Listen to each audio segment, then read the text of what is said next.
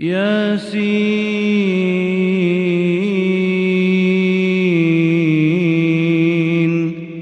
والقرآن الحكيم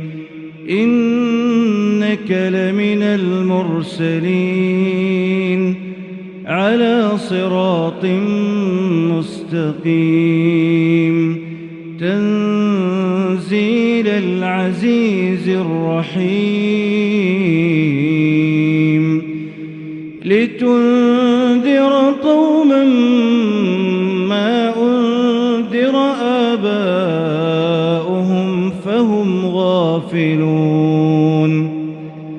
لقد حق القول على أكثرهم فهم لا يؤمنون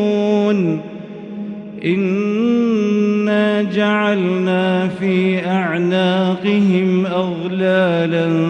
فهي إلى الأذقان فهم مقمحون